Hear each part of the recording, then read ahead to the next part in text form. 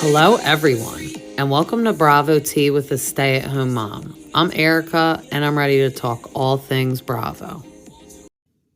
So, before this comes out on Friday, I just had to jump in here and add one tidbit of information that just dropped on February 29th because Oh my God! Jax Taylor and Brittany Cartwright have officially announced that they are separating after 4 years of marriage. So I know that we all had suspicion when he was posting that picture with his publicist in Canada. They looked a little too cozy, but he was wearing his wedding ring, and Brittany and him were still doing their podcast together. And she was like, "Everything's fine, y'all, making meatballs, beer cheese for me and Jax. He's so funny." But now, obviously, that wasn't true. But I think it's because they weren't ready or deciding indefinite what they were doing yet. So she went on her podcast, and I listened to it on February 29th, and she said this. Many of you guys have been asking me about Jax and I and our relationship.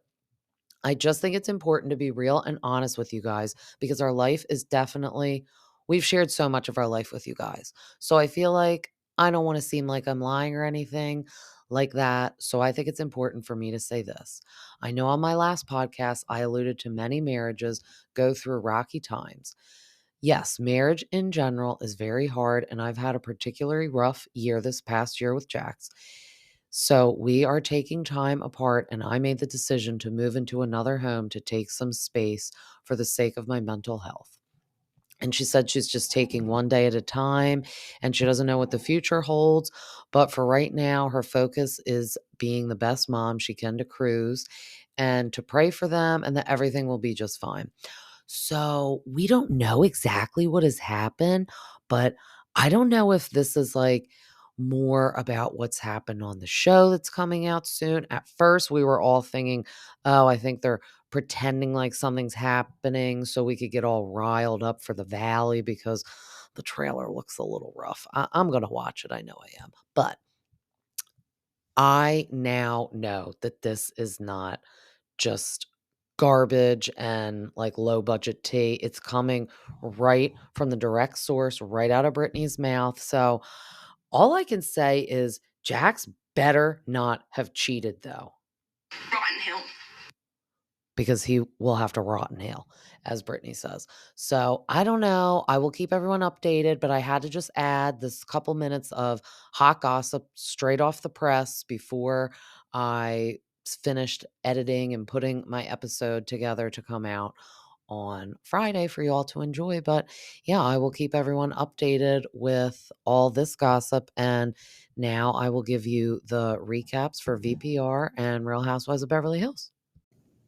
Welcome back, everybody. Before we dive into the recap of VPR, I did just want to touch on something that came out since I did my gossip episode. And as I told you guys, I feel like I do the gossip episode and then something else juicy happens in the Bravo universe. And I'm like, ugh, got to do this every day.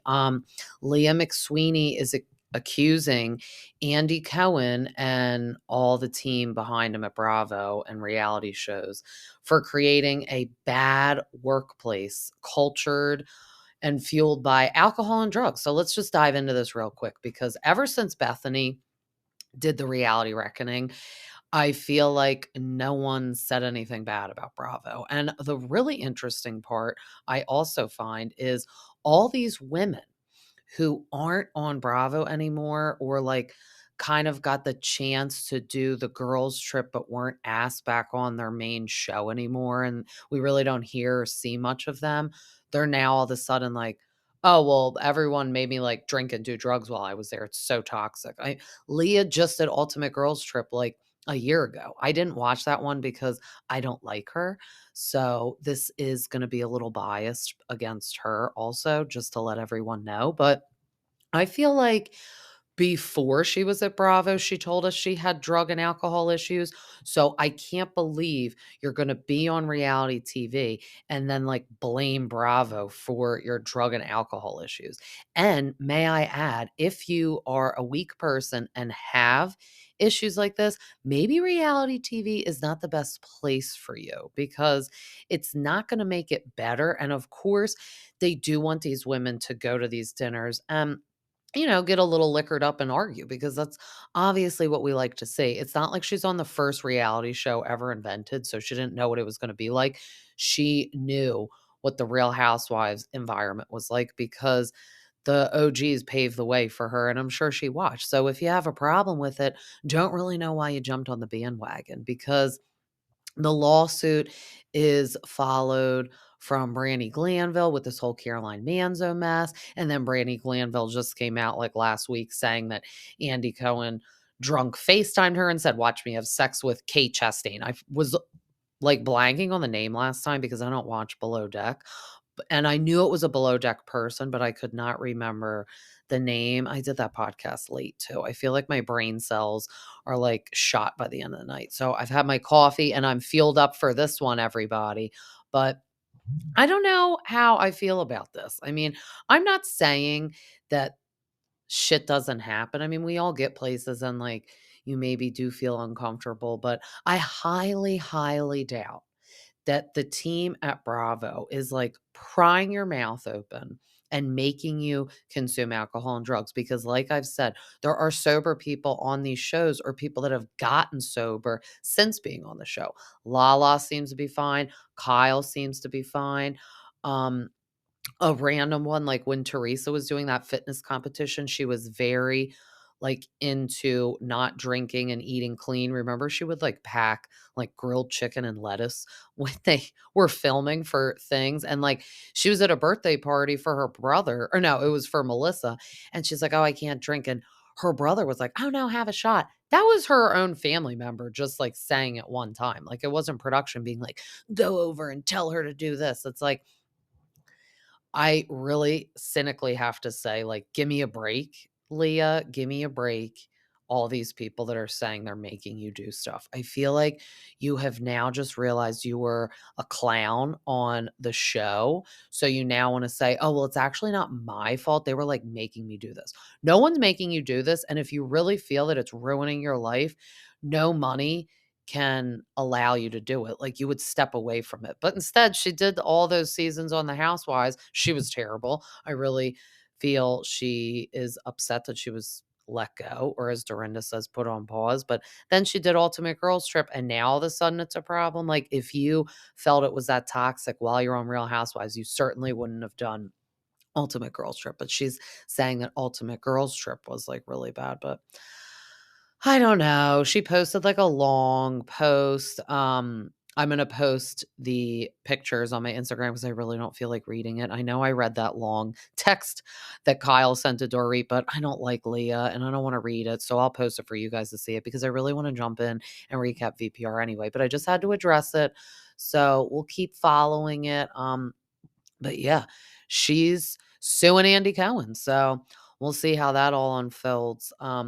I hope all of this crap does not get Andy fired because I really feel like everyone's like guns ablazing for him. And I'll be really upset if Andy Cohen gets fired because I don't even know who would replace him. Like one time they were like on a poll, like, oh, if he was replaced on Watch What Happens Live, would Michael Rappaport replace him? I don't know about you guys, but like he's annoying. Like I don't want to see him replace Andy and we have to listen to him. He's like okay as a guest, but like I said, his voice is annoying. I can limit to him as like just coming on with a Bravo celebrity and like talking about the show, but literally could not even imagine him doing all the reunions, all the Watch What Happens Live. Like, no, no, no, no, absolutely not. Jeff Lewis would be too mean to them too, because that's been thrown around. That would be kind of funny, but he would be too mean to them and he's too busy. Like, he can't do that.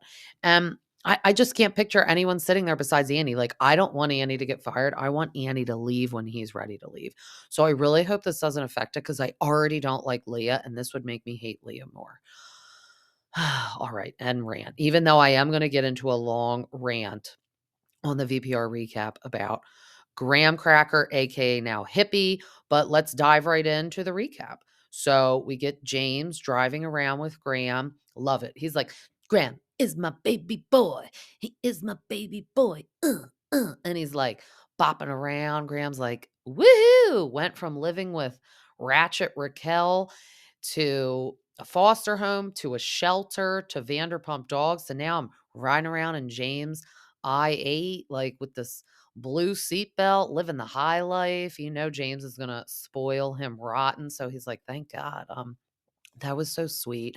I am so happy for James being reunited with him because I really feel like Raquel and her family should have called James to get the dog. Maybe not Raquel, but at least the parents. I'm gonna go into a more detailed rant later about that, but very happy. Um, Katie and Ariana are chit-chatting about all the permits, all the stuff they need to get done. They are not going on the trip. Katie picks Ariana up. She's like, "Does my car smell like weed?" Ariana's like, "No." And she's like, "All right, bitch, let's go." They're possibly going to steal the drinking glasses from Pump for something about her, but I'm just kidding. They're like kidding about like, "Oh, should we sneak in there and get them while everyone's gone?" Like, I'm sure Lisa was like, "Oh, darlings, do you need anything? Pump is closing. Oh, because I want Ken to not be stressed, even though I'm opening a brand new restaurant in Lake Tahoe and it's going to be sexy. I'm having a photo shoot with wolves on a rock, but come take the drinking glasses." So they're still not open current day for something about her, so I don't know what's going on there. We'll chat about that at the end because they got into it a little bit, on the after show talking about that. But then we pan back to James bringing Graham home to meet Allie. So Allie has never had a dog. She said her cat has never been around a dog, which was interesting. So he just comes in, he's like, "I have a surprise for you." And I'm sure whenever James says something like that, because he seems like a sporadic person, Allie's probably like, "Oh my God, what is it?" So he's like, brings Graham in and she's like, "Oh my God, is that Graham?" Because I feel like he's like the ghost of Christmas past. Like everyone knows Graham exists. And James said he's tried to get Graham out of his memory because it's very hard for him. Like he had to beg Raquel to like see Graham that one time, which was so mean. I mean, look at Katie and Tom. They're divorced and they have like split custody of the dogs. Now, granted, they bought those dogs together, but and technically Raquel's parents bought Graham, but he was with James like day one. So I felt like it was sad that she never really let him see him or offer whatnot because they filmed the show together anyway. It's not like you don't see him. Um, Allie said that Raquel is just everywhere and she's worried that she's gonna like come get the dog back. She's like, "Don't you think Raquel's gonna come get the dog back?" And James is like, "No, she can't. It's ours now. It's property of Lisa Vanderpump." And she's like, "Well, I would be sad." And he's like, "Really?" He's like, "Is this mean?" And she's like, "Yeah." Now, this is where I got to deep dive into the rant. It's not mean because do you know what's mean? Raquel's careless parents that purchased this dog just dropped it off somewhere. Now, you can argue that they didn't bring it to the like kill shelter, but you know what they did do? Bring it to a foster home. Where the heck did you bring it? You probably don't even know those people. Would you Google foster homes for dogs and you think that's really going to work out? You hear all the terrible stories of children going to foster homes because a lot of people, I'm not saying all, so take it with this is my opinion.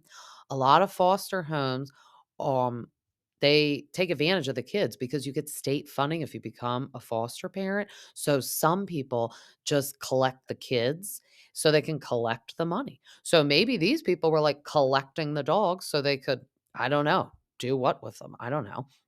And then they said the dog was biting, probably because he was scared. Hello. He went to living in like a nice environment and being around familiar faces to now he's just in this house with like a bunch of dogs, like random dogs. And maybe those dogs are mean and he's like a sweet little golden doodle, like not equipped for that. So his defense mechanism is being mean and biting.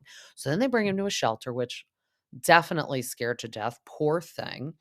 And then Lisa rescues him and then rightfully so calls James to say, "Hey, Do you want the dog? Like, it was your dog. Yeah, maybe you didn't go buy the dog, but it was your dog. And Raquel is nowhere to be found. The parents didn't care what happened to it. So let me next on the list call James, which is what should have been done from the beginning. So I agree with James. She has no right to come in and say, oh, well, this is my dog. Can I have the dog back? No, bitch, you can't. So I agree with James. I do understand what Allie means, though. It's like if Raquel, because they don't know at this point if Raquel's going to like pop back into their lives and like come be back on the show and be like, oh, hey, this is my dog. I want it back now because I'm better. No, you don't get to do that. Like, how would you feel if you had a child? Because I'm sorry, pets are like children. How would you feel if you had a child and then like Raquel just brings a child to a foster home and then the, like, child finds the other birth parent and keeps the child? Well, you can't come around and say, "Oh, I wanna go get that kid back." Like, that's where it has to be hard. Like, I don't know if anyone listening has been adopted. I'm not adopted, but it's like, I feel like adopted parents are scared for the adopted child to find the birth parents because 'cause they're, like, afraid that they'll go back with the birth parents or that the birth parents will meet the child and want the child back because you always get that in the back of your brain, like, "I'm technically not your parent, so what if you leave me because I love you like you're my own child?" So, I totally agree with James. She doesn't have a right to do anything because now Graham lives with them. So we're now moving on to Tom and Tom shopping for this trip. Tom Schwartz picks up a $500 shirt and he's like, I'm gonna put that back. I can't believe it was $500. Like, I don't put it past anything out there being expensive, but when he picked it up, I'm like, yeah, okay, like $80, maybe, because it was kinda, like, ugly too, and Tom's like, "Oh, I can't do it." He's, like, whispering, like, he thinks the microphone won't pick the sound up, and he's like, "Oh, I can't do this." And then he's telling, Sandoval that somebody texted him and was like, "Oh, did you hear?" Like, it's like a headline that, like, Raquel is now going back to her birth name as Rachel, and then Tom's like, "Yeah, I already knew that. Like, I already knew that she did that. I wasn't my place to say." And then he said, like, "Oh, do you know she's, like, coming out of the treatment?" And he's like, "Yeah, I knew that too." And then it's like, I feel like he's just saying that because he wants it to sound like him and Rachel are, like, keeping in contact, so, like, this whole affair was worth it, and they're, like, madly in love. But then he, like, quickly showed his phone to, like, read something. Like, it was so fast, but, like, I paused it and took a picture. It was blurry. I am gonna post it. I was gonna make, like, a funny meme, but it's so blurry. But you can see him and Raquel, because 'cause I'm still, by the way, gonna call her Raquel. I'm not calling her Rachel. Um, you see their texts, like, back and forth, but there is no back and forth. It's just Tom talking to himself. So, at this point, Raquel is not with Tom, not talking to Tom anymore. Maybe she has realized this was a mistake, but little too late to realize it's a mistake. Like, so Tom is like trying to save face, I feel like, and being like, yeah, I already knew she was doing this. It's like, no, you didn't, idiot. Like, it's like all green messages. And then he's like, yeah, it went back on. Oh, this is why he pulled the phone out to tell Schwartz, like, yeah, I knew that when it stopped going like green, that her phone was turned back on and it's like blue now. But it's like she still hasn't answered him. It's like, oh, big whoop. The text messages went from green to blue, but she's still not answering you. So he was having full blown conversations with himself. He's definitely trying to let everyone like feel like, oh, I'm like in the know. I know what's going on. But Scheana and Brock then go bathing suit, sorry, shopping for this Tahoe trip. So this was like really interesting because I feel like Brock is like really stepping it up this season. He's like, I need to earn that paycheck because Sheena's saying she's the breadwinner, but like I could be a maybe lesser breadwinner too, but still bringing home some bread, like the end loaf of the bread on her show and getting my paycheck. And they're in this tiny bathing suit store with one employee, and they are getting into, like, a heated conversation about Summer Moon being left with someone other than Sheena's mom. So, at first, I was like, "Why does Brock care that much if Sheena leaves Summer Moon, like, when they're not there, with the mom?" Like, I wish my mom, she only does like one overnight with our kids. Like she's like, that's all I can handle. I wish she took them for a whole week so we could go on a trip like maybe once a year. And my husband would not care at all. He would like love if that happened. So I did think it was weird that Brock was really pushing the fact that he doesn't want Sheena's mom to, like, stay when they're away for a whole week. He's like, "Well, I want a nanny to do it." I understand if maybe when you go out for, like, a couple hours, you'd just rather have, like, a nanny and not always your mother-in-law around. Because I feel like him and Sheena's mom, shout out, her name's Erica with a K also, like, butt heads a little. So I could see, like, we do have a babysitter for when we go out. So I understand what Brock means about that part, but thought it was weird that, like, if they're gone for a whole entire week, it maybe gives Sheena a little more ease that she's with her mom because she knows how her mom, like, does things. So it's not only, like, just a little safer in her mind, but she has, like, OCD. Like, we see she doesn't wanna leave the baby ever. So for a whole week, I get why it's more comforting that she knows she's with the mom. But, then Brock reveals, which was interesting, he's like, "You're so paranoid from your mom because she tells you, like, you're not doing stuff good enough as a mom." And I was like, "Oh, shit. Erica's saying that about She? Like, that is pretty intense and mean." I mean, she should not be putting Sheena down by any means. Um, I don't like when people do that, moms, mother-in-laws at all, because unless Sheena is doing something like that's harming the baby, shut it. Like, just let her parent the way she wants to or the way she wants to do it. And then when she's not there, you can like lay her down the way you want, maybe, but don't down Sheena for what she's doing. So that was interesting. But you could see Sheena getting like really embarrassed in front of this solo employee in this like 800 square foot bathing suit store because it was really tiny. So she like exits the store and they're like arguing on the sidewalk. And I feel like Sheena is probably like texting Brock at this time being like, "Shut up. I don't want this filmed anymore. Like, people will like now start rumors that we're like getting divorced. You need to stop it. Like, we're being filmed." And this is embarrassing. Like, I'm sure the employee had to sign like an NDA that they were coming in, but still, like, you worry that they're then going to go to tabloids and be like, "Oh my God, they were fighting so bad and like they're going to get divorced and all this whatnot." So that was interesting though that he said that the mom like kind of downs she's parenting. So that was interesting. But then we see everyone kinda, like, packing for the trip. Now remember, Katie and Ariana are not going on the trip because they gotta stay behind to do stuff for the restaurant, as they say. Katie said even if she didn't have anything to do, she'd rather eat a jean jacket than go on this trip. And I get it, Ariana doesn't wanna be in the same house as Tom, even though some could argue, "Well, you live in the same house," but, not the same thing, not the same thing at all. And she knows that if they're all trapped in a house together, like, shit's probably gonna hit the fan, and she's just mentally not ready for that. Well, like, it's only been 3 months, and yes, she shares the day-to-day house because she has to, but not sharing a vacation house. Um, so no one knows that Graham is back with James and Allie, and they're all flying just like regular economy. They're not LVP, getting on the PJ, but James could not buy a seat for Graham last minute. So LVP was like, "Oh, darling, Graham can fly on the private jet." And you know what? Graham is just living it up. Class, up in the sky, purple champagne, living my life. Like, he is on the plane with LVP. He is on the floor getting pet. He's probably getting like snacks, you name it. I mean, he went from living with Raquel, which was a nightmare in itself, to just a bunch of shit. And now he's living his best life on a PJ. You know it. Get it, Graham. So they all land and like get to the house. It's beautiful. Tom, before I am sidetracking because I was just so excited for Graham in the private jet. He is like a little nervous seeing everyone in the airport, and Sheena's like, "Hi, we're over here." And like Tom just gets tickled to death that she's like, "Hi, we're over here." It's like, she just kind of like out of necessity has to say, "Hi, we're over here." So you know where they are.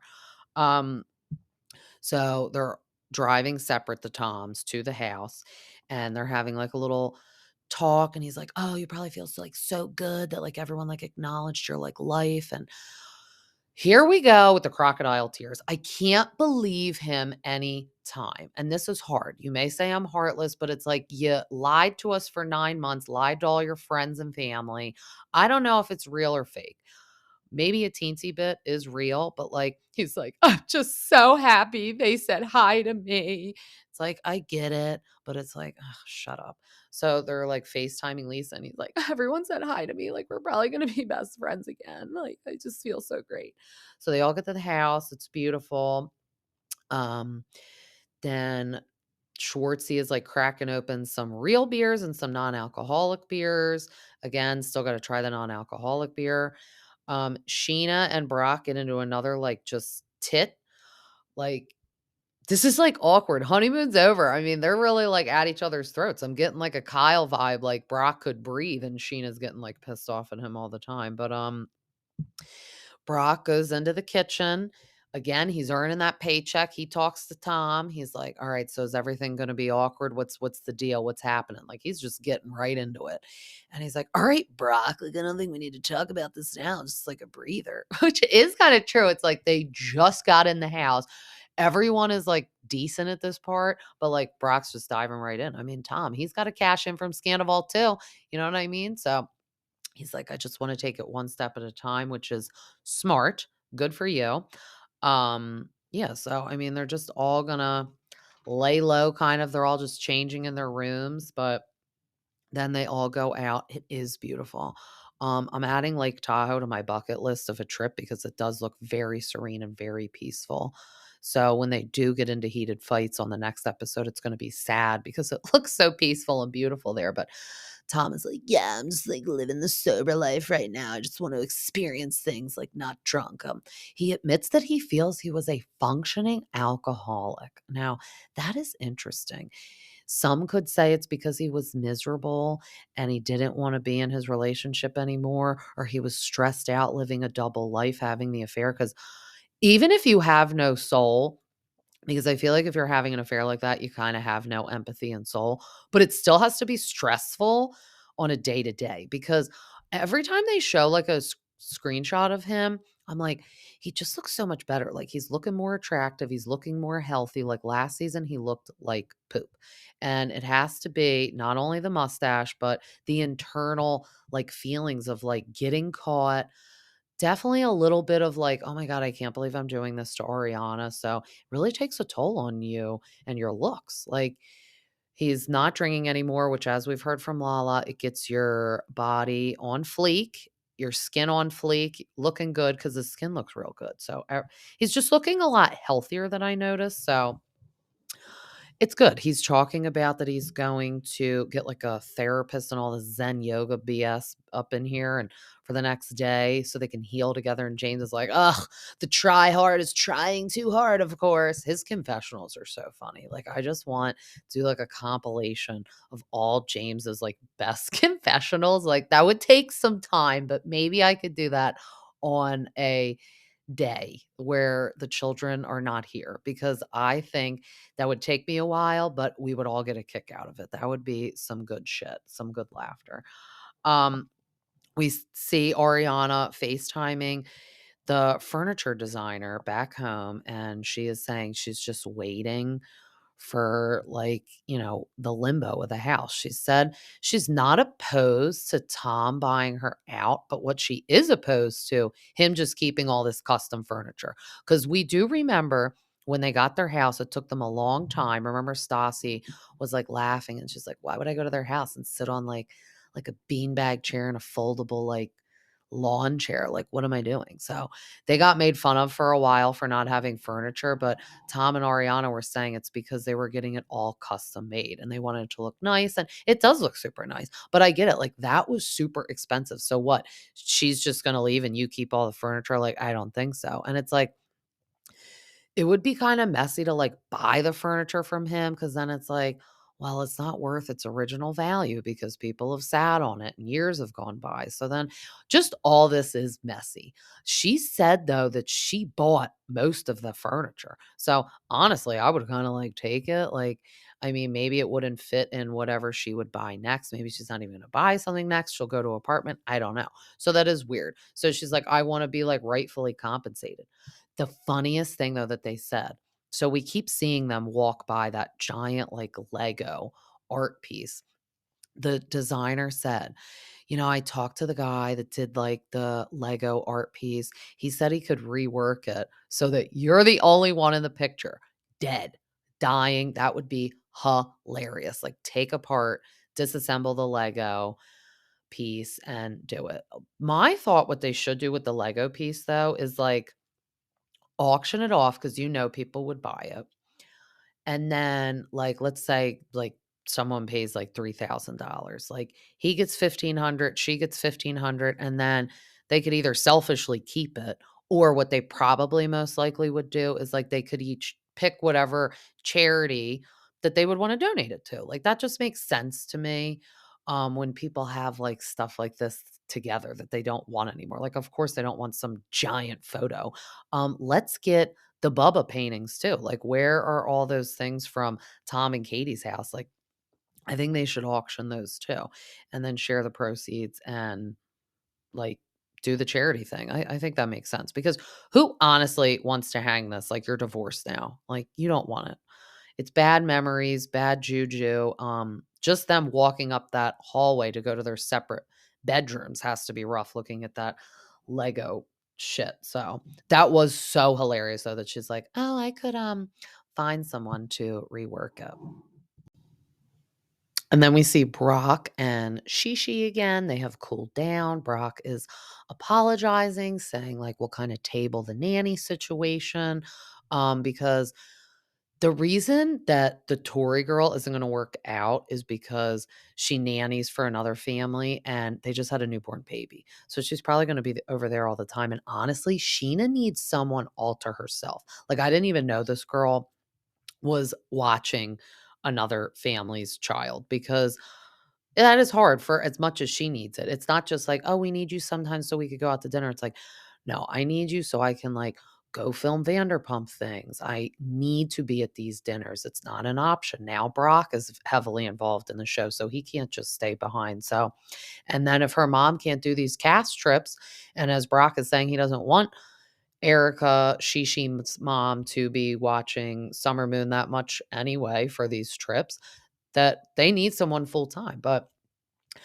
the person will, like, make enough money off of Scheana to be full-time. So but that is the hard part. She already kinda knew Tori, and it's hard finding someone to watch your kid, I get it. So he's like, "We need to find someone outside of, like, your friends, family, and mom." But, like, it's hard, and, like, you need to know someone who knows someone. That's how we found our babysitter. It's makes you feel more safe, and I'm sure out there's a lot of people on, like, a care.com, but it's scary. Especially because 'cause they're in the public eye, like, people could have twisted, weird motives of wanting to be in their house or watch their kids, so I get why Scheana, just as a mom in general, is nervous about it, but then add that they're on TV, even more scary. Um, so then we see everyone go to where Lisa's new restaurant is gonna be, Woof. Nick Elaine is there. They're knocking some walls down with pink hard hats, and Lala's like, "Oh my gosh, I've never seen one of your restaurants from like start to finish." So it's like a huge space. So then they all pick up the hammer and they're gonna demo a little wall, get some frustration out. So then she's like, "Everyone say something you're like upset about." So poor Schwartzy's like, "I don't want to be single at 40." And Lala's like, "Oh my God, I want to cry for him." And then Sheena's like, "Restraining orders." And Brock's like, "Yeah, get it. Ugh." And then of course we get Sandoval up there in his like cowboy weird Western shirt. And then he's like, "Scumbags and cheaters." And everyone's like, "Okay." And then he's like, "Worm with a mustache." And then he's like, "Charles Manson's son." And then Lala's like, "Oh, I said that. I'm the one that said that on the podcast." And then, like, right after that, he's like, "Lala." And then everyone's laughing. James is like cracking up. And he's like, "James Kennedy." Now, unless he like spurred out 10 other things and they're just like, "All right, we need to like save time on the episode. There's like too much. We can't show every freaking thing you're saying." And plus, it was like, say one or two things, like say less. Less is more. Everyone got up there and said one damn thing. Just say one thing. Oh, and he did say Scandival. But it's like, I can't believe he didn't say Sheena's name. I think he didn't wanna say Sheena's name because she's the one that said hi at the airport. It's like, "Okay, get over it, she said hi." Um, but Lala turns and says, "This is why, like, we're all annoyed because, like, he should just be saying, uh, like, something about himself and leave it at that. Why are you saying Lala and James?" It's like, take accountability. Like, and even if you are mad at them right now to get them like a little more softer towards you, just say yourself. Like when you're hitting the wall, you should say like me, like literally myself. Or you could say Scandival, but like directly pointing them out, like you deserve those comments. I'm sorry. So annoying. Like we see in the next episode that him and Lala are going to get into it, which good. Like, rear, get those claws out, Lala. Get it. The serene views of Tahoe are going to get a little scary next episode. But then they go to dinner and cute little Graham is there for dinner. Of course, anytime you're traveling with LVP, dogs are welcome. But he is such a good boy. So this is where I have to go out like on a little rant again. So he's just leaping up on the chair, and Allie's like, "Look at him!" Like she's like, "Graham, you're just living your best life and the high life." And he's a good boy. He is not biting anyone at this dinner table. You know why? Because he feels safe. So I'm going to tell you a story real quick about myself and my husband, about our golden doodle. So his name is Frankie. He's currently 7 years old. We got him a year before we had our kids. So when he was a year old, we were getting married, and we brought him to Petco where we had gotten him groomed before because it was just close to our house. Like we now support a local groomer, which I would have preferred to do from the start, but like Frankie does not like the car. And back then he was even worse. Like he was like 5 minutes in the car and that was it. So Petco was like closest to our old house back then. So we brought him to Petco to get spiffed up before the wedding because he was taking wedding photos with my husband Mike and like all the groomsmen. So they call me when I was at my old job in the middle of the day, and they're like, "Someone needs to get Frankie right now because he is just like being so aggressive. We're afraid he's going to bite us." And I'm like, "What? Are you talking about our dog? Who are you talking about?" And they're like, "Yeah, we can't even finish his haircut." Now, mind you, our rehearsal dinner is the next day, and then the next day is our wedding. I'm like, I don't need this shit right now. So I call my husband because he works for himself, so he can always set his own schedule. I couldn't back then. I was at work. So I was like, "Oh my God, they're saying you like have to go get Frankie. He's like about to bite them." And he's like, "What?" And I'm like, "Yeah, I know. Just go there. Handle it." So he goes, he gets Frankie, and he's like, "What's going on?" And he sees that Frankie clearly looks like he has half a haircut. It looks like he's been buzz sawed like with a tree saw.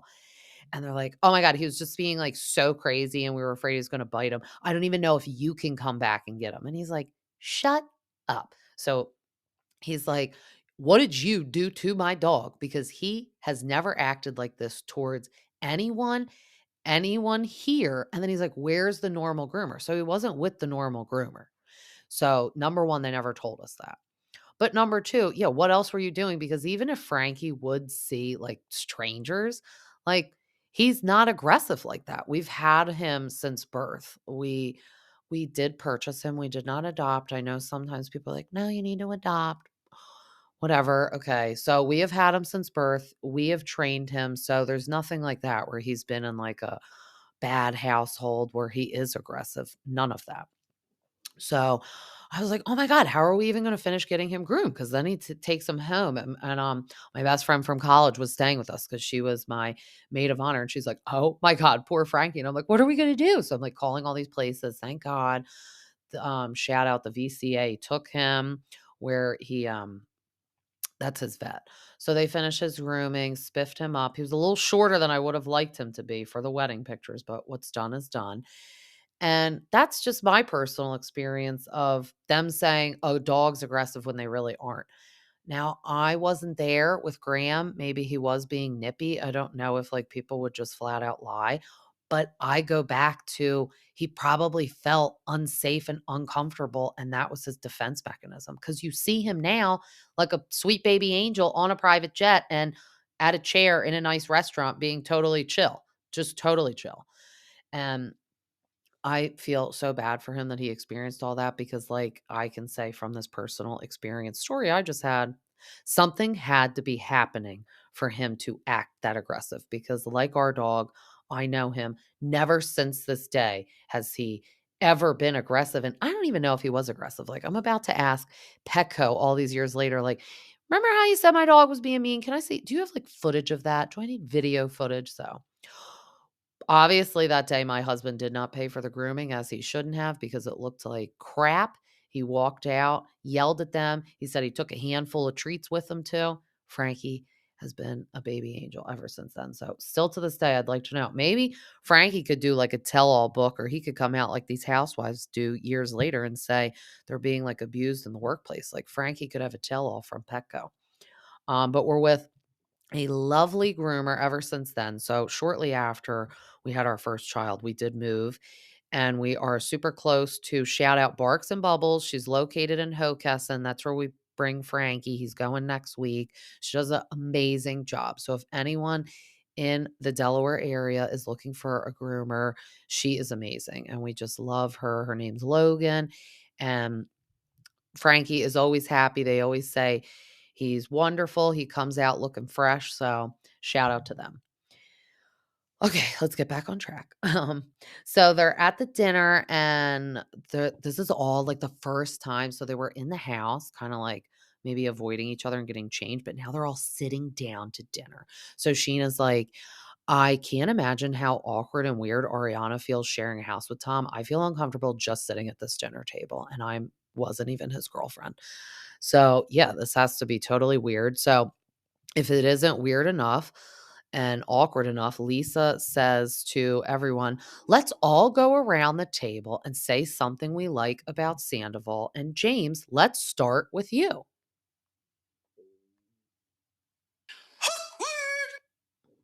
I mean, yeah, awkward, Lisa. Like, what are you doing? And James is like, I'm just like, want to get food. I don't want to talk to Sandoval. Like, no, Lisa. It's like, that was even more awkward. He's like, you know what? We're sitting at the table together. And I'm like, that's good. That's a good thing. So then afterwards, they all go to, like, a cute little outside bar, like, this fire pit. Of course, Tom says to James, like, "Hey, can I, like, steal you and we go on a little walk for, like, a minute?" And he's like, "We can stay in plain sight so everyone can, like, watch your well-being." So, of course, James is like, "Fine." And James is sober at this point, like, in his life, making good choices, but he's probably like, "God, I can't deal with all this, like, sober, but I'm staying on the sober path." But Tom is currently sober right now too. We now know current day. He's like been dabbling back in the alcohol, but at this point he was taking a break. So they take their little sober, uncomfortable, awkward walk a couple feet away from everyone. And James is just like, Tom, like, I just want you to like take some accountability. And that's why I'm still upset with you. And Tom is like, I now realize like about your feelings and how hurt you are. But he should have realized this the first time. Like, I feel like this is like just a save face. Like Ariana said, he just wants to be reinvited to parties. And then he thinks everything will be good. Or like Scheana saying hi to him at the airport is such like a gateway for him. Like he thinks he's BFF with everyone again. So he's trying to get everyone back on his side. And James is like, "So are you and Raquel, like, totally back together?" And he's like, "Are you gonna, like, be blissful and in love?" And he's like, "I don't know at this point." And he's like, I feel bad for you. That's sad." Because it is kinda like, you blew up your whole life. Is it worth it? Like, that's what James is asking because I do have to say, if people are gonna have, like, an affair or step out on someone, it better be damn well worth it. You better be with that person for the rest of your life, marry them, have a whole family. Because then people would look at it and be like, "Oh, okay, this was just like a deep love story, and you guys were just so good together that you had to have this affair to be together." It's like a long lost love story, but it's a no. It's a no. She's totally ignoring him. He's just saying, "I don't know," but it's like, no, it's no. He knows in his head it's no, but he's just embarrassed.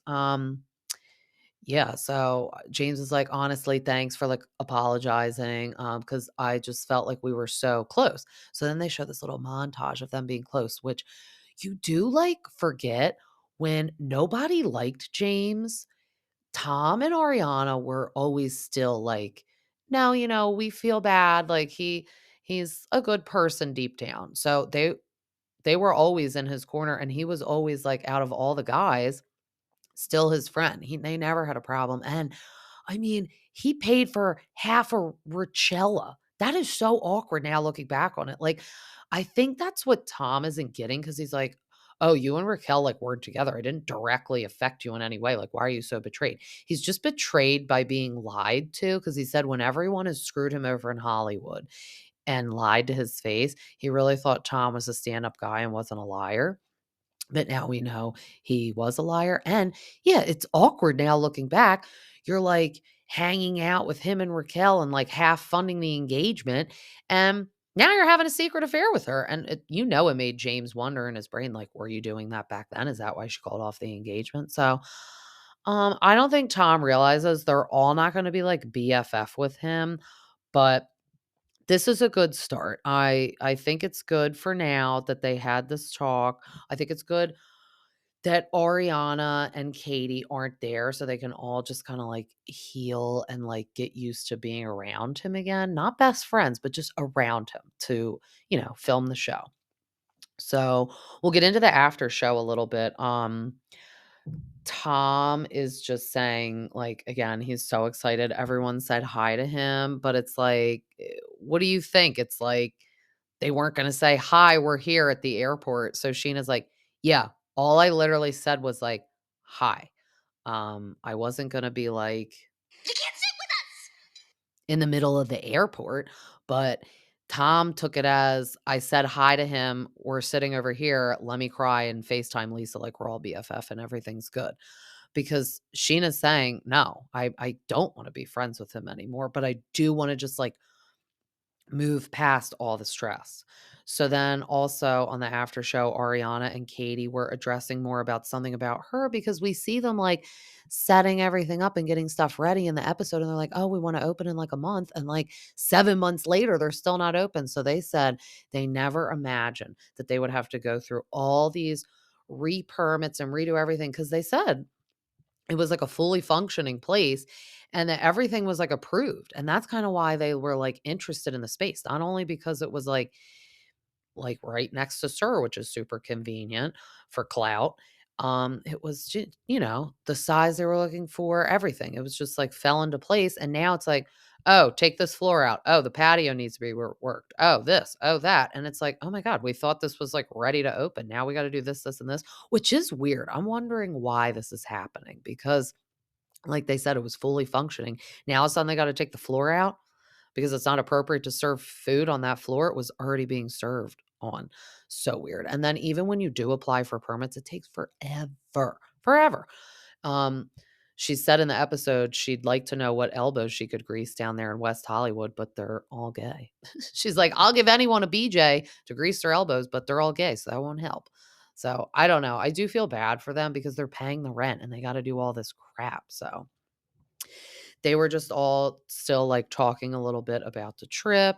We're gonna see the drama next episode. When we got the preview for next week, we see Lala and Sandoval have that fight on the boat. I'm ready for that. I am ready for the peace to be broken about that. But now on to the recap of Beverly Hills. So we have all the ladies arriving. The timestamp is 6:18 a.m. I mean, this is a long day for these ladies. Some come earlier than others, are getting glam more than others. I will say everyone looked good, but I feel like they're all always looking like they're going somewhere different. Like they don't really stick to one theme and dress code. So the set was much better though than others we've seen. It reminded me of the Orange County one. It's basic. You come out and then the screen comes on and it's like a panoramic view of LA and very pretty, like you're up in the hills. And that's how Orange County was too. Thank God they didn't use the set design for Salt Lake City. I don't even know what was happening there. It was like a weird high school prom, threw up 100 different themes on the stage. Um, so Erica goes into Dorit's trailer before they all go out. Weird. Dorit was getting an IV.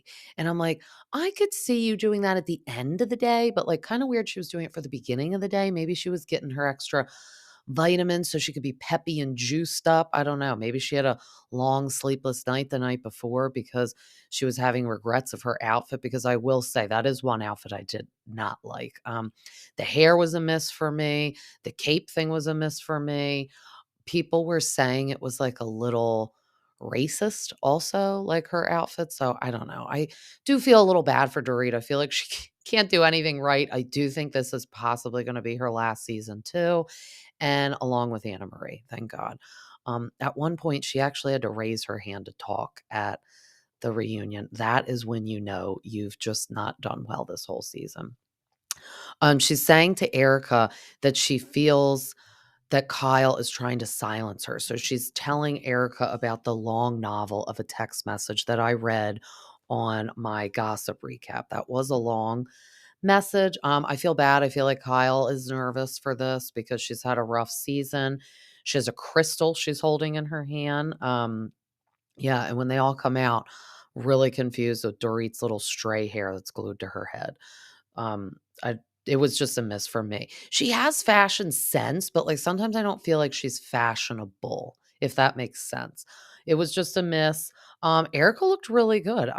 If I had to pick, like, a favorite, I'd probably pick Erica for hair, makeup, and outfit, whole shebang. She looked good, I think. Um, Kyle and Dorit are kinda getting right into it just because Dorit said she was very hurt watching Kyle's Amazon Live, because Kyle gives it to us for the Amazon Live. She gives us the gossip. I feel like she does that as a tactic so people will watch the Amazon Live and then get distracted by the gossip and then end up buying all the stuff she's talking about. So she said that her and Dorit are not that close, that they're like friends on the show and they don't really do anything outside of the show. So then Kyle is really like nailing it in that she's like, oh, well, if you want to be my friend, you have to like want to go on 10-mile hikes and like not drink at lunchtime and not have little kids. And Dorit's like, okay, I would totally go on hikes with you, but like one time you wanted to like walk for 10 miles. Or she more was saying like I would go on a stroll with you because they live pretty close, like walking distance. So it's like, yeah, can't we just stroll around the neighborhood? Like we don't need to have like a psycho fitness thing. And I think that's weird though that Kyle's like, oh, well, you're not into this, this, and this, so I can't be your friend. Because let's backtrack it, Kyle. You weren't into this, and this that much.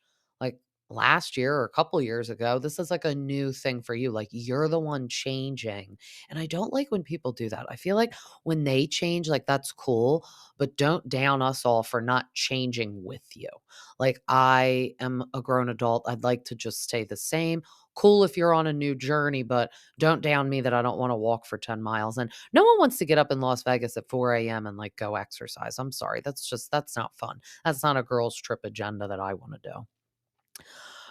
Yeah, Kyle said, like, how many times have we gone to lunch when we don't film? And then Dory's trying to answer, and she was almost being like Sutton. She's like, no, how many times? No, how many times? And I'm like, oh my God, is this the name them, name them, Dory? How many times have we been to lunch? Name them. So that was a little awkward, but I feel like there is a friendship there that Dorit really felt, and Kyle wouldn't feel there's not a friendship either. She wouldn't be sending her that long novel of a text message if she didn't care, if they were just friends for the show, so that was interesting. Um, Andy does bring up Garcelle's son and the whole issue of last season with Kyle, Dorit, PK, and Mo kinda, like, laughing at the situation they had at Erica's birthday party. So Garcelle really can't let this go. It is totally rude that they did it, but I feel like she always uses everything as a pawn against people, like all season. So they've all already apologized. Her saying in Vegas, like, "Oh, I can't trust you guys around my kids." It's like that was a little intense. It's like, first of all, they're grown-ups pretty much. They're in high school and no one hurt them. They just kind of made fun of them. Like just like you trash talk Dorit about her robbery. I think that's very insensitive. So then they kind of get into the Dorit and Garcelle issue that they had about her using the word attack. Now, I do have to say, Garcelle is really still hung up on this word. And as I always say, this is my opinion, so I don't want anyone to attack me on my opinion, but I feel like she is really doubling down with Dorit on this. And Dorit, I don't feel. Maybe she's a little unaware of stuff she's saying, but she is not doing it with malicious intent.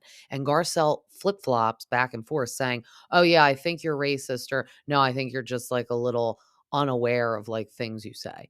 Um, really doubling down. So, something that I did like for once that Annemarie was saying, she went, I just want to say you're not the only black woman here. Like, I know Dorit isn't saying it with like malicious intent. And you have actually said mean things to me, or other people have said mean things to me that I could throw it in their face and say, oh, well, you're saying that as a racist thing. So that was interesting though, because I will say, like, Garcelle can't say, well, I'm, the minority in the group. I'm the only black woman. So I can have these feelings and no one will understand. Anna Marie is saying, well, now you're no longer the only black woman on the cast. And I don't really actually agree with you. So they can have their own opinions. So maybe it's Garcelle having more like an opinion on Dorit. So then they were getting into, she's like, sometimes I like you and sometimes I don't, to Dorit. And I was like, that is so mean. And I just personally feel like if Dorit said this stuff to Garcelle, Garcelle would maybe throw around the, oh, well, you're just saying that because I'm black card. She does throw it around a little. I'm just being honest, because Anna Marie sitting there as a fellow black woman, she's even saying, I feel like you're just kind of throwing that card. I think she just doesn't like Dorit. So I think she should just say that. Now, I will say, I don't like when they brought up when Dorit was like, oh, here I am living in my bubble. She shouldn't have said that.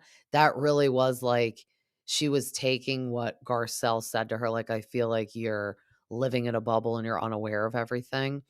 And she was doubling down on it and kind of saying like, "Oh, haha, look, I'm making a joke of what you said," which Andy was even like, "Yeah, it didn't hit. It didn't hit good like you thought." Because then she did it again and she said, "Here I am in my love bubble." And then I was like, "Oh my God, is Teresa Giudice there with you doing your Instagram?" Because you kind of stole that phrase from her and Louis, the love bubble.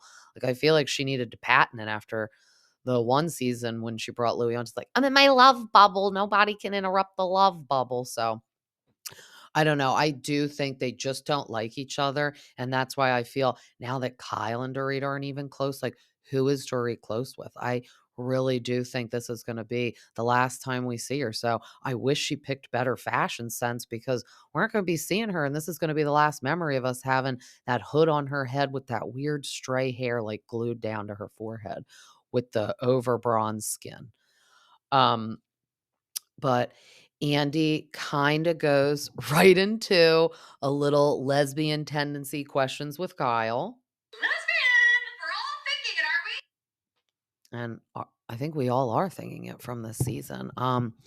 He was saying, like, "You used to be, a little reserved, but now you were saying, like, the scissoring with Dorit," like, exampling it, not in real life, but on that trip that they were doing that, and then, Anna Marie is just talking about, like, the bad publicity that you could get, like, saying something and it going awry a little bit, and then Anna Marie touched on when she met Crystal. So she said she's really cool off camera, but as soon as the cameras went up, I personally felt she was different. Now, I can't put my finger on Crystal, because Crystal was really saying, like, I did not talk bad about these ladies and say they're dumb. And I did not introduce myself to you as, hi, I'm a housewife. Cause that's what Anna Marie said. She's like, when I first met her, she's like, hi, I'm a housewife. Like, I'm on the housewives. I mean, I could see her saying that, because like, that's not a weird thing to say. I mean, like, she has her coconut water brand, which, interesting, she never really shows and talks about it on the show. I would be using it as a gateway to advertise. She did bring like a box when they were going to that place, that wine place on the Sprinter van. So that's really all we saw. But like, we never see her like having events and stuff for it. I mean, did we see it in earlier like episodes when she was on, like earlier seasons? If we did, comment, like, answer this so I know on Spotify, just right underneath of it, or write to me on Instagram and be like, yeah, we saw it at this time. Cause I don't remember her ever really advertising it. So it wouldn't be weird to me if she was like, hey, yeah, I'm on the Housewives. Like, that's not weird. Is that a bad thing to say? But Anna Marie was saying that when she met Crystal, she's like, yeah, all the ladies are like really stupid and whatnot. And I could see her saying that. Like Crystal's like, I did not say that. And then gotta love production when they do it dirty. And they always show us the flashbacks. And she's like, yeah, I mean, can't use big words around these people because they're not that intelligent. So I do believe Crystal trash talked the ladies and said, like, they're not that smart. And I do always think it's weird when one person on the cast always thinks they're better than everyone. Cause it's like, I don't really care if you guys went to college, if you have jobs outside of this, you're all on this show. So no one can really say, oh, well, like, yeah, I'm on this show with you, but you're stupid because that's all you do is the show and I do this outside of the show. It's like, well, you want to join the bandwagon of stupid people and be on the show. So I don't like when like Crystal is saying, oh, she's never said anything bad about the ladies because we got you on camera, we got you on candid camera saying like you're more intelligent than everyone else. So Dorit always takes offense to the intellect part because I feel like since Dorit doesn't have anything besides the show, because as I talked to my gossip episode, I was on Googling Beverly Beach by Dorit. There's not even a website left, and all her old swimsuits are on Poshmark for $18, bedazzled, looking like they're from Orange County season one, swimming in Vicky's backyard pool with a sky top on. That's what they look like, to be honest. So pretty outdated looking. I understand why they're on Poshmark. I understand why she's no longer selling the swimsuits because it kind of fizzled away. She just didn't really address it and say anything. So now all she has is the show. And it's sad because I think she's going to not be on the show next year. So she's really going to spiral and not have anything to do. But Crystal then pokes at Dorit and says, in your confessional, when you were like, excuse me, child bride, while you were getting married at the age of 12, we were all in college opening businesses, to better ourselves, to make us smarter. So it's like an insult with an insult. Dorit is insulted that Crystal is questioning their intelligence.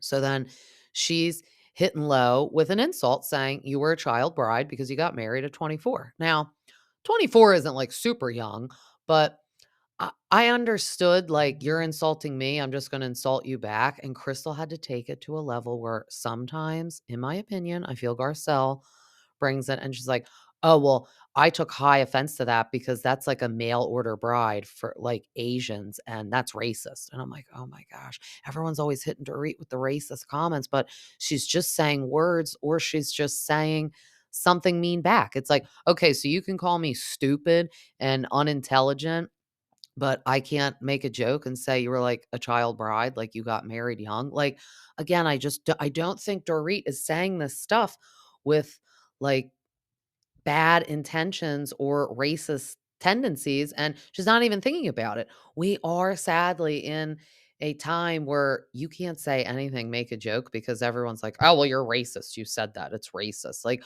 all these stand up comedians, I really feel bad for them. I feel they can't say anything. I mean, we could never have like a Andrew Dice Clay or a Eddie Murphy now because they'd be shut down. Like they'd be banned, canceled, as we say it, because that's what you go for these stand-up comedies, and I almost feel the confessionals are like stand-up comedy because especially over there on Vanderpump, we're getting James. He's so funny. I feel like Dorit was just trying to be funny because, like I said, she's panicking. She thinks she's not gonna be on the show, so she's like, "Let me think of some funny jokes to do," and it didn't hit because now she's getting the race card thrown at her, and she's like, "Oh, dear God." That's why she had to get the IV before the day. She's gonna need another one at the end of the day too. Apparently Sutton does because it's the preview we see she's passing out.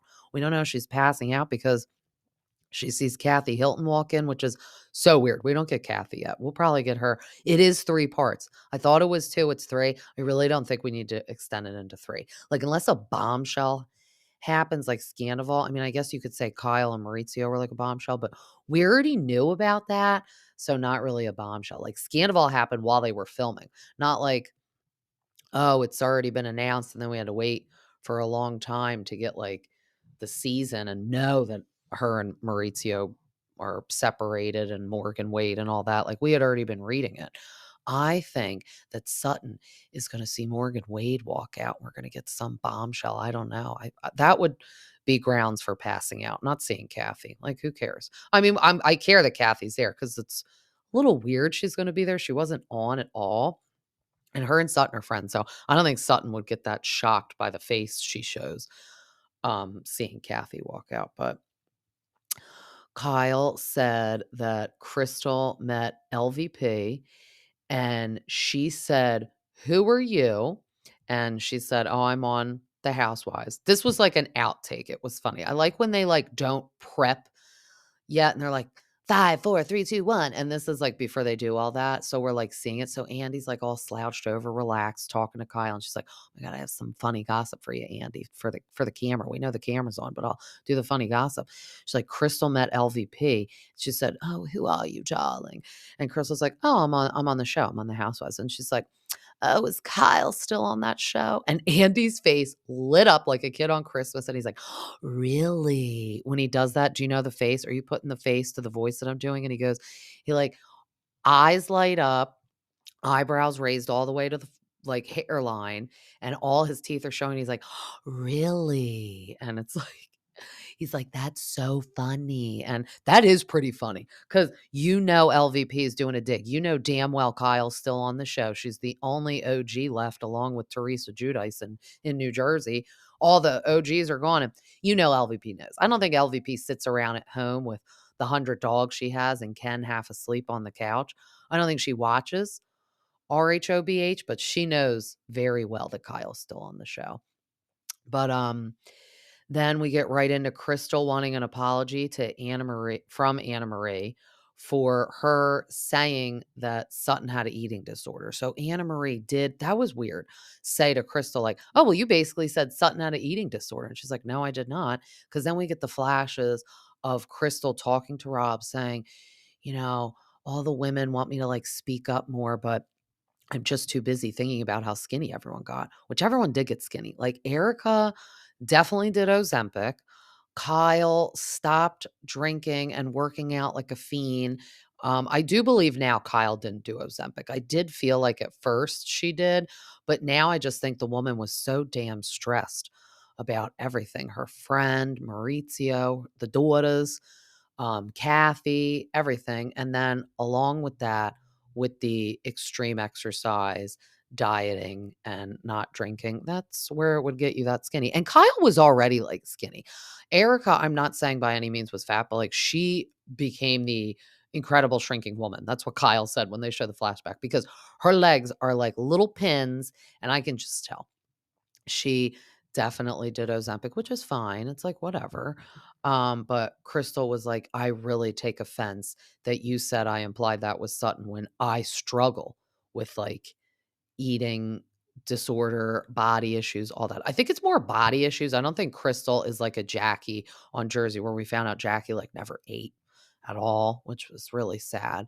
She's in a better place now. She's healthy. She looks great. She looks better. It is once these people can get it out of their brain that they're not overweight, they actually look better when they become a healthy weight.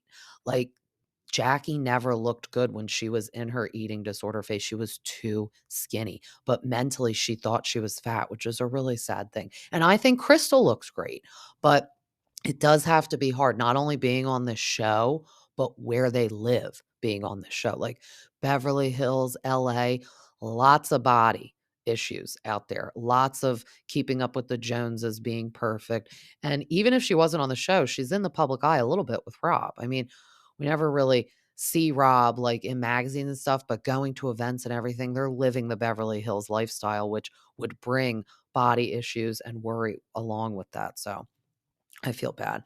And this is when um Crystal then turns to Dorit, and this is when she brings up the child bride remarks, and she's like, "Well, we're on a, topic just destroying you. I want an apology for that." And I'm like, "Oh my gosh." Um I do feel bad because she was just trying to make a joke, like I said. Don't think she meant it racist. I understand where Crystal could turn it that way, but in my opinion, you don't have to turn it that way. Like, you're just saying that because you want them to apologize to you for something, but you're not going to apologize for saying they're stupid because you did. You can say that you didn't say it in private to Annemarie, but you said it on camera, basically, said they're stupid. So I think the ladies know in the back of their brains that Crystal did say that because Crystal does give off a "I'm better than you" energy. But like I said, Not really, because you're all on the show together, so no one's really better than anyone. And if we want to throw around who's better than everyone, I mean, I guess we could say Kyle because she's been on the show the whole time. And Kyle and I don't know, maybe Sutton, but Kyle is the richest out there. I think Crystal is too, but her and Maurizio are really dominating the world with the agency, which when they get divorced, like there is no prenup. So Kyle will get half, whether Maurizio likes it or not. And she was there from the beginning, and we can see she's making the sacrifices. So this is when Andy brings up that Kyle has just gone through a lot of changes this season.